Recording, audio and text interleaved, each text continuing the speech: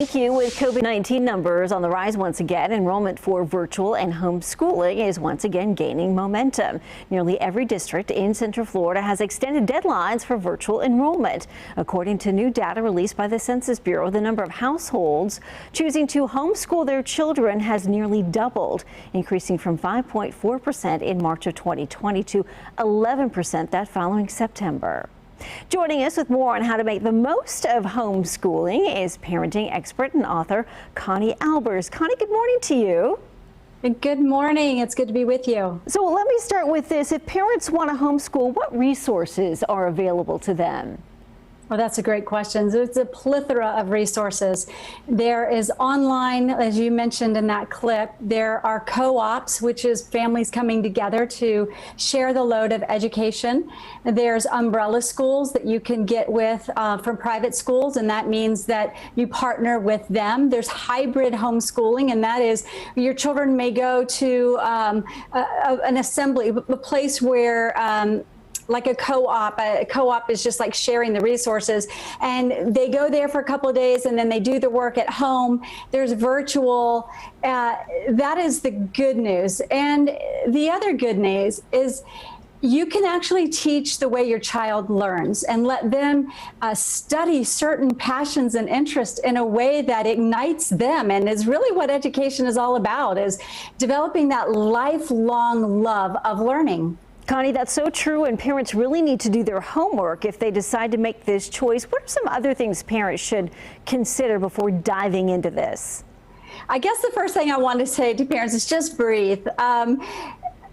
Don't be afraid. It's proven. Over 30 years, parents have been homeschooling their kids in various capacities. And as you stated, the home education method is the fastest growing in the country for reasons that you stated.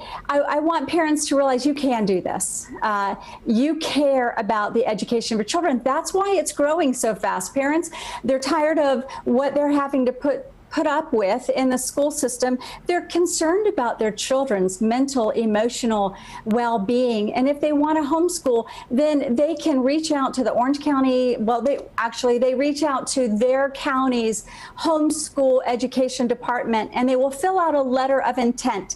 Once they submit that, then they are able just to go online. They're able to contact our state homeschool organization, which is Florida Parent Educators Association.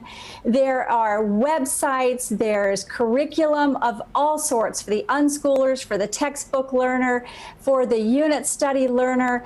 I want parents to embrace the freedom to educate their child in the way they learn best, and in a way that helps them develop that superior education in the midst of all that's going on. Parents don't want to be pushed around when it comes to their child's education. They want them to be prepared for the future.